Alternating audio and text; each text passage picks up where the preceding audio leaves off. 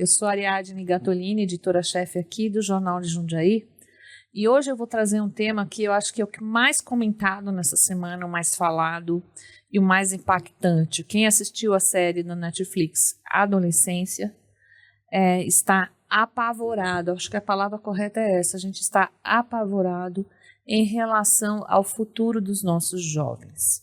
E eu trouxe aqui hoje a Júlia Vale, ela é psicóloga infanto-juvenil e orientadora parental. Seja bem-vinda, Julinha. Muito obrigada, Ariadne. É uma alegria sem tamanho estar aqui. Muito obrigada pelo convite para falar de um assunto que a sociedade está implorando que a gente fale, que é a adolescência, essa fase tão delicada e que está precisando de atenção, né? E esse é seu público, né? Exatamente, eu atendo crianças, adolescentes e famílias, mas principalmente adolescentes. Agora, tem ali naquela série, para quem não assistiu a série, gente, a gente está falando sobre um crime cometido por um garoto de 13 anos. O que a série nos traz é um pouco o movimento psicológico dele para ele entender o que ele cometeu, né? E o abismo dos pais que não sabem o que fazer, porque ele era um jovem comum que ficava trancado num quarto pela internet, sofrendo bullying pela internet e ninguém sacou o que estava rolando com ele. Isso é a rotina normal na vida dos adolescentes? Hoje a vida é assim mesmo? Mais que normal, mais que normal. Hoje a gente tem o que a gente chama de geração do quarto, né? Os adolescentes, eles vivem um mundo interno dentro dos seus quartos, mais especificamente aqui, né? É um mundo em que eles buscam se entender, que eles mostram quem eles são, quem eles gostariam de ser. E os pais quase não têm acesso, é quase como se eles não conhecessem essa outra face, ou, sinceramente, verdadeiramente os seus filhos, né? E eu acho que a série mostra muito esse processo dele entender o que ele fez, né? Mas como que você entende o que você fez, sendo que na adolescência tá até confuso quem você é, né, Ariadne? Acho que esse conflito fica muito evidente pra gente durante a série. Ele não tem estrutura emocional para entender o que ele fez. Não tem estrutura. Eu gosto de usar a metáfora de um esqueleto, né? É como se o esqueleto da criança, do adolescente, ainda não fosse do osso tão forte como o nosso, sabe? Que em qualquer pancadinha não quebra. Como se fosse um vidro bem resistente. Essa é a nossa estrutura psicológica, é o que a gente tem para sustentar as angústias, as dificuldades da vida. E aí, como que um adolescente que ainda está com essa estrutura em formação sustenta o fato de ter cometido um crime, né? Então, isso até biologicamente falando, o cérebro, a área do córtex pré-frontal aqui, que, enfim, ele desenvolve, ele faz com que a gente controle nossos impulsos, pense racionalmente, criticamente, controle as consequências dos nossos atos de curto, médio e longo prazo, não está desenvolvido na adolescência, só termina de se desenvolver até os 25 anos. Então, o adolescente não tem capacidade, estrutura psíquica, mas ainda assim biológica, para compreender a gravidade dos seus atos e para, enfim, se entender. Você sabe que assim que eu terminei de assistir a série, eu liguei para uma amiga minha, psicanalista da Unicamp, para ela também entender junto comigo, né? A gente tem uma tendência a culpabilizar os pais ali. E não rola, né? Por mais que a gente tente achar, eu fiquei pensando, será que esse pai era pedófilo? Será que esse pai não sei o quê? Não existe um elemento ali que fale assim, olha, também não souberam educar. Não tem isso na série. Não. É uma criança comum, que podia ser seu filho, seu tio, seu sobrinho, né? Então, assim, esses pais eram os pais normais. Exatamente. Agora, eu acho que ser pai normal hoje não tá rolando. Eu acho que a gente tem que ser mais que normal. Tocou num ponto importante. Inclusive, quem ainda não terminou a série, pausa, volta daqui umas 4 horas, são 4 episódios, né? E continua, porque eu vou falar de uma cena final aqui. Então, cuidado com spoilers. Mas no 4º episódio, bem pro finalzinho, o pai, ele senta com a mãe e eles começam. O que eu poderia ter feito melhor? O que eu poderia ter feito melhor? E aí a mãe fala, eu acho que a gente tem que pensar um pouquinho mesmo. O que a gente poderia ter feito melhor? E aí eu toco num ponto importante. Não é o que você poderia ter feito melhor, é o que você poderia ter feito de diferente. Porque, enfim, é muito... A gente tem que trabalhar a autocompaixão, de que as pessoas fazem o melhor que elas podem com as ferramentas que elas têm, né, dentro dos contextos. Sim. Então, por exemplo, o pai, ele fala, o meu pai me batia com cinto E eu, quando tive filhos, falei, eu jamais vou fazer isso. Então, dentro do contexto dele... Ele estava ótimo. Ele fez o melhor que ele podia. Sim. Mas eu acho, sim, que a gente tem que pensar sobre o que poderia fazer de diferente, né? Então, nas famílias que eu atendo, eu foco muito em... Vamos trocar essa culpa por responsabilidade? Porque culpa te coloca num lugar de que eu estou em débito com meu filho. Sim. E quem se sente em débito... mima, super protege, não age de acordo com seus princípios. Até porque também os pais estão envolvidos, a gente trabalha 14, 15 horas por dia, também estamos às vezes à mercê das redes sociais, eu por conta de trabalho também tenho que ficar ali olhando, e aí se eu tivesse um filho pequeno talvez sobrasse pouco tempo. Aí eu também teria que me controlar para usar menos, para trabalhar menos e ter esse tempo para o meu filho, né? Exato. Eu acho que o caminho da culpa não é um caminho saudável. Não, a que culpa nenhum não leva a pai e lugar mãe nenhum. não deveria seguir. Mas eu, enfim, atuo como psicóloga e também trabalho com educação socioemocional. Trabalho na Educa, a gente é uma solução de saúde emocional para escolas. Então, tanto através de material didático para os alunos, quanto de cursos para as famílias. E aí esse é um ponto importante. Ninguém nasce sabendo ser pai e mãe. Então, não vem com manual, não vem com isso é certo, isso é errado, se você fizer isso, vai acontecer isso. Não, vem com desmanual. Tudo as suas crenças caem quando você é pai e mãe. Tudo que você sabia, a massa joga lixo, fora, porque filho é desafio. Exatamente. Então, o que eu faço, né? Eu produzo cursos para essas famílias, porque não veio com manual, você não vai ser o pai e mãe perfeito, desapega disso, quanto antes você desapegar, você vai sentir menos culpa. Mas, talvez você possa aprender como se comunicar de forma não violenta, talvez você possa aprender a calibrar o seu olhar para identificar um sintoma de sofrimento emocional no seu filho. Então, não, pais, mães perfeitos não existem, mas precisam limites, de ajuda. né? E às vezes, outro dia eu estava num lugar, as crianças gritavam tanto, não eram crianças brasileiras, eram crianças argentinas. Gritavam. Nenhum pai entendeu que aquele era um espaço coletivo, né? Eu estava no coworking, e que as crianças, né? Porque no meu tempo, na época que eu eduquei meus filhos, se minhas crianças gritassem, te atrapalhassem, eu falo, filho, agora não, vamos brincar em outro lugar, aqui não é lugar para gritar e tal. Então, também, eu acho que confunde-se muito liberalidade com liberdade. E os pais acham que porque eles foram, né, educados de uma outra forma, essa educação de mostrar o limite e frustração para a criança não rola. Exatamente. Isso me lembra duas coisas, Ariadne. Assim, primeiro, a gente tem uma geração de pais hoje que foi criada por pais autoritários. Sim. Autoritários, autoritaristas, agressivos. Não é a regra, mas a gente sabe que aconteceu muito, né? Então, é como se acontecesse eu não quero repetir o que meus pais fizeram comigo, então eu vou fazer totalmente diferente. Então, a gente sai de uma criação autoritária para uma geração com uma criação de libertinagem. Né? Então, isso é um ponto. E o outro ponto é que eu vejo, isso vem de um lugar honesto, um lugar de bom coração.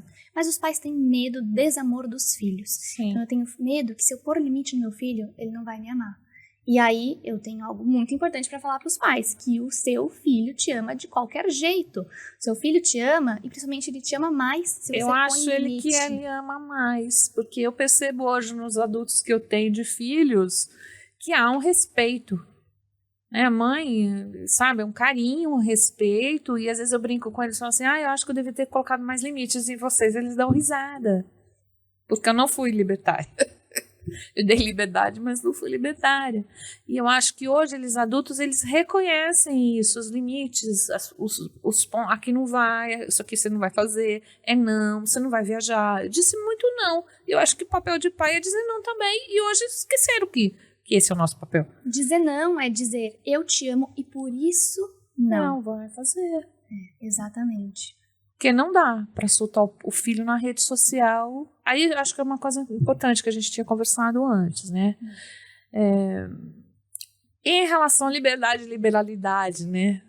Então, assim, eu ficaria chocada, eu te contei, eu falei, como é que eu vou botar limite onde meus filhos acessam as coisas, tal, que coisa mais chata. Eu não cresci assim, eu não queria ver meus filhos crescendo assim, só que eu também não posso colocar meu filho de 10, 11, 12 anos à mercê de uma rede social sem controle.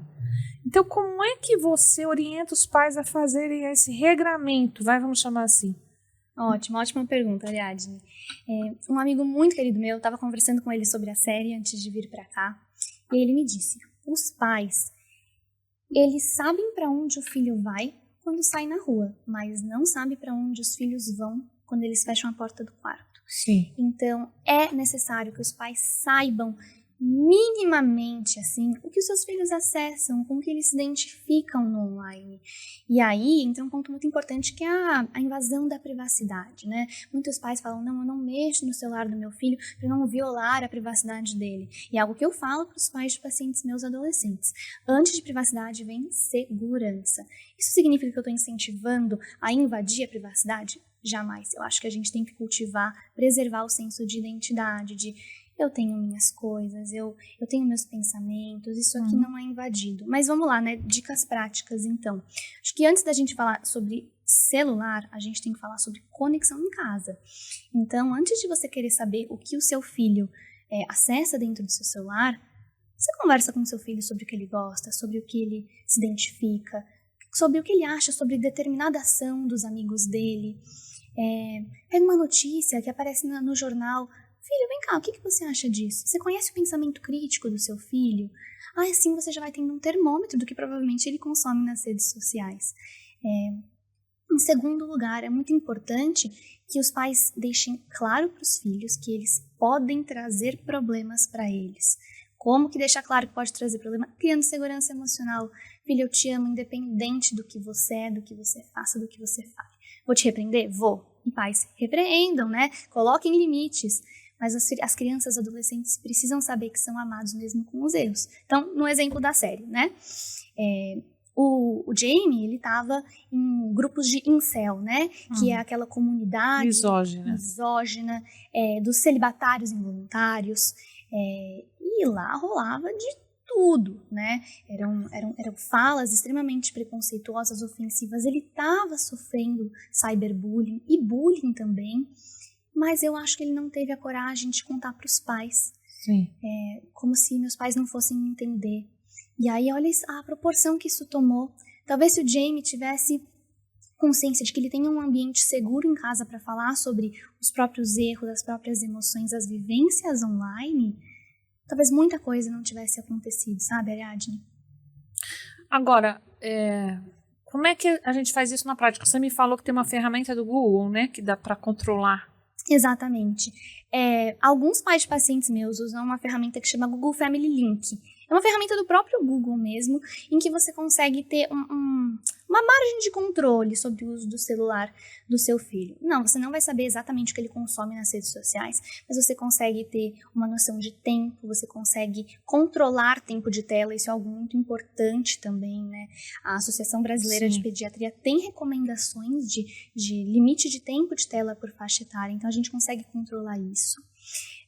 E principalmente é importante que os adolescentes saibam que o seu celular é uma ferramenta sua, mas que os seus pais, eles podem e devem ter acesso em determinados momentos, sem precisar, eu acho que precisa sim dessa permissão. Então, filho, vamos lá, quero ver o que você vê, vamos ver junto? Não na forma de invasão. Então, acho que isso, pro prático, é bem importante, que haja essa conversa, sabe? Entre as famílias. Eu costumo dizer aos adultos que eu eduquei, eu falo assim, a vida é mais perda do que ganho. E a gente começa a ter noção disso depois dos 40 anos, quando a gente começa a perder as pessoas, perde os pais, perde isso aqui, vai perdendo. E você vai se frustrando com a vida, porque a vida é isso, são mortes rápidas, doenças, também faz parte da vida. Sim. E eu percebo que hoje se tenta blindar. Eu não quero que meu filho sofra. E aí, como é que o pai faz para o filho não sofrer? Eu não frustro ele. Outro dia, eu não vi, mas uma amiga minha me contou um chilique que uma menina de uns 16 anos deu na porta de um shopping porque ela queria trocar o iPhone e a mãe disse que não. Então, ela deu um chilique. Os seguranças tiveram que ser acessados para que ela parasse com aquele chilique. Nós estamos com crianças ansiosas, a ansiedade em criança aumenta vertiginosamente. Nós temos crianças aqui no Brasil que já estão matando pai e mãe aos 13 anos porque o pai não deixou entrar numa rede social ou porque falou não. Né? Então, assim, eu peguei o número aqui de Jundiaí esses dias, nós estamos com 50 jovens já infratores, tá? Em atendimento socioeducacional, que a gente chama preventivo. Desses 50 jovens, muitas pessoas podem achar que é de classe baixa, de tráfico de drogas. Não. Tem crianças de 13 anos dentro de condomínio fechado traficando aqui em Jundiaí. E os pais não sabem. Tem um lá que botou fogo no mendigo e a mãe achou que era coisa de adolescente. Então, assim, também me parece que os pais perderam a noção do que é legal, que a gente vive em sociedade e em comunidade. Como é que você avalia isso? Eu acho que numa forma, e de novo, de um lugar de amor pelo meu filho, eu tento evitar a frustração. Eu tento fazer com que ele não vivencie tanto as dores da vida. Mas foi o que você falou, as dores da vida existem. E é extremamente devastador para o ser humano se ele conhece a dor da vida só aos 40 anos, né? Eu penso, meu avô materno faleceu quando eu tinha 12 anos. E eu fui no velório, eu fui no enterro. Foi meu primeiro contato próximo, assim, com a morte. E hoje eu olho e eu agradeço a minha mãe por ter me levado. Sim, porque você entendeu que a morte acabou ali, né? Eu entendi que a morte acontece, que coisas difíceis acontecem na vida. Eu olhei pelos meus próprios olhos para o sofrimento humano. Eu agradeço pelos nãos que eu recebi dos meus pais, agradeço pelos nãos que eu recebi de oportunidades de emprego, em provas de vestibulares. Todos esses nãos, essas dificuldades que me foram apresentadas, hoje me fortalecem, né? Só que esses nãos também precisam vir de casa, não, filho, você não vai fazer isso, não, filho, isso é errado. Volta porque a gente falou um pouquinho antes, né? E acho que esse pensamento de coisa de adolescente... Não dá pra rolar, né? Pode colocar num lugar de estou com as mãos lavadas. Isso, já não dou mais conta dele. E sim, existe coisa de adolescente, a gente falou sobre a imaturidade cerebral, sim, hormonal, psíquica, falta de estrutura, mas isso não tira a responsabilidade de um adolescente, mas é um ser humano e que ele precisa ter dentro dele os valores da sua casa. Você tem transmitido esses valores para o seu filho, do respeito ao próximo, né? E não basta só transmitir, é verificar se eles estão realmente dentro do seu filho. Eu fiquei chocada quando ele reconhece que ele mata, porque na verdade eu vejo isso com um afilhado de 10 anos que eu tenho, que ele vai matando os bichinhos lá no jogo de videogame e ele não estava entendendo o que é morte, sabe? Porque esses bichinhos sempre renascem, ele ganha mais vida, o bichinho renasce, no virtual não tem morte. Quando o game over lá, você retoma o jogo. Sim. Então é muito difícil para um menino de 10 anos que está jogando entender o que é morte, o que é definitiva. E o que eu percebi ali durante o processo dele, que ele também não entendeu o que era morte real. Porque uma hora ele fala assim, mas ela não volta? Ela não volta, porque ele matou. Sim. Né? Então, assim, é uma desconexão do mundo virtual com o mundo real, sabe? Sim, eu acho que existe essa desconexão e também, de novo, se não assistiu, volta em algum tempinho, eu vou falar sobre uma das cenas finais. É aniversário do pai, eles estão na van, estão vivendo o dia, foram na loja comprar tinta para limpar a van, estavam planejando ir ao cinema, ir em tal restaurante. Então, a vida, a série continua. A série mostra a vida continuando, enquanto o Jamie tá lá há mais de 7 meses no reformatório. Sim. E acho que ele vai sentindo isso enquanto tá no telefone com o pai. É como se para ele se traduzisse em acho que agora sou eu por mim mesmo, né? Então acho que esses meus ossos de vidro aqui eu vou ter que transformar ele em ossos de ser humano, né? De cálcio, para sustentar. Pai, eu vou me declarar culpado. Então eu acho que antes ele não tinha entendimento da gravidade do que ele fez, mas também ele não tinha condições de entender, sabe? Acho que a série mostra um amadurecimento só no finalzinho de que preciso sustentar isso, agora eu consigo. E ele tinha uma agressividade, né? Apesar de ser um menino lindo, um menino que a gente olha e fala, sabe que menino normal, né? Ele tinha dentro dele uma raiva, né? Ele tinha uma coisa assim, contida. Você percebia que ele continha E acabou, várias vezes na série, ele passa a ter um ímpeto agressivo, né? Ele dispõe essa agressividade. Ele tinha dentro dele uma coisa mais reservada, né? E o meu palpite é que os pais não tinham conhecimento da intensidade dessa agressividade, né? Então, por exemplo, primeiro que é normal, porque, de novo, córtex pré-frontal não está desenvolvido, impulsos agressivos vão acontecer na adolescência. Mas eu acho que o ponto aqui que a gente tem que pensar é os pais não tinham essa dimensão e do que ele poderia fazer com a agressividade. Sim. Tem um livro que eu gosto muito, que é O Palhaço e o Psicanalista, do Christian Dunker e do Cláudio Tebas. Dunker. Ele é maravilhoso. E eles falam que as pessoas que escutam sobre 2 ângulos. O ângulo do aprovo e o ângulo do reprovo. Então, quando os pais vão escutar os filhos, eles possivelmente escutam, concordo com o que você fez, vou reprimir o que você fez porque não concordo. Mas onde foi parar a escuta do deixa eu te conhecer, deixa eu entender o que se passa aí nesse seu mundo interno? Então, eu acho que se o Jamie teve alguma manifestação de raiva, comentou alguma coisa com os pais sobre essa perspectiva, acho que ela já pode ter ido por esses 2 caminhos. Reprova o pare e não deixa eu ver que o meu filho está dando sinais de comportamentos agressivos. Olha, um dos momentos mais tristes na minha vida de repórter, eu tinha um filho de 13 anos e eu fui na primeira clínica de dependente químico estadual, que eu acho que nem existe mais, para crianças dependentes químicas. Crianças dependentes químicas, gente, escutem, 9 a 13 anos já com dependência instalada. Forte. Um dos meninos que veio conversar comigo, eu perguntei para ele como é que ele começou a usar. Família classe média também, de Osasco, tal, uma vida normal. Mãe trabalhava, pai trabalhava, teoricamente normal. E o menino disse que aos 11 anos ele quis ir numa rave. E ele foi falar para a mãe disse não, e ele ficou muito bravo. A mãe falou, então vai. Dos 11 aos 13, ele usou muitas drogas sintéticas e ele já estava com um pedaço do cérebro lesado, lesionado. Sim. Ele estava sem droga ali no tratamento, mas ele já tremia muito, ele já não tinha mais cognitivo. E ele me abraçou e falou assim, tia, eu não sei o que eu vou ser, porque eu já não consigo nem ler direito. Aquilo me trouxe um abismo, porque eu imaginei meu filho no lugar, e assim, eu abracei esse menino, eu falei assim, gente, como é que a gente pode deixar um menino de 13 anos sem futuro? Porque um cara que usou 2 anos de droga sintética todo dia, cocaína, e dificilmente vai recuperar essa sinapse que ele perdeu aqui, né? E ele entrou em depressão, esse rapaz. Então, assim, eu fiquei pensando assim, mas que mãe? Fala... Ok, pode ir numa rave com 11 anos.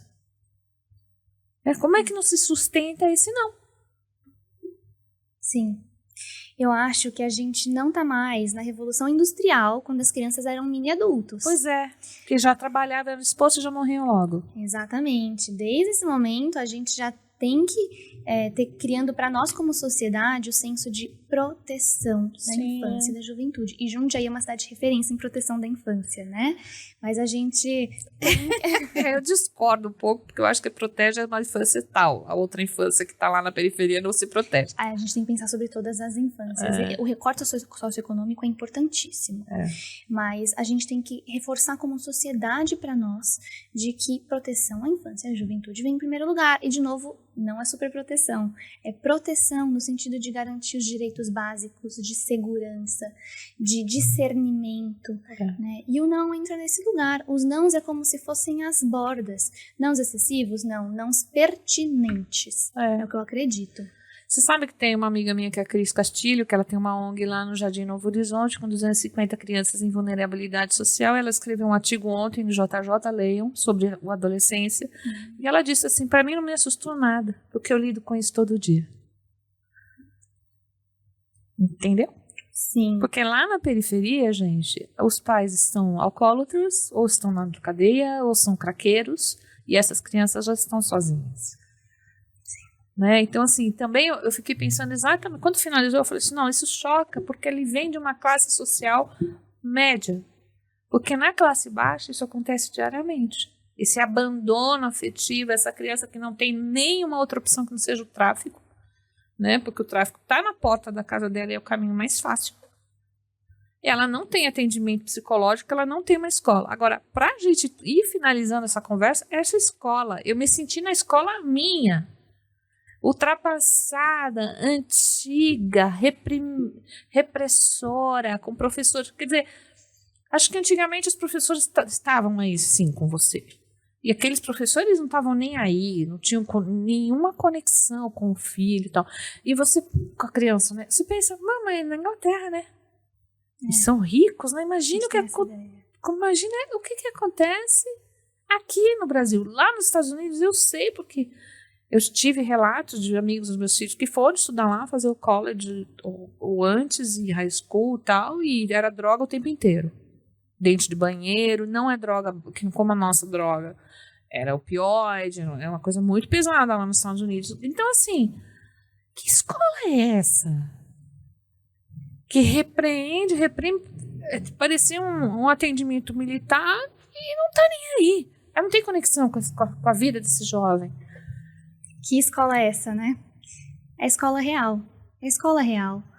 E eu confesso que quando eu assisti o terceiro episódio, eu já fui assistir ele pensando, meu Deus, vai ser algo extremamente forte. Tenho uma amiga que chorou, tenho pessoas conhecidas que não conseguiram terminar de assistir. Então eu fui preparada.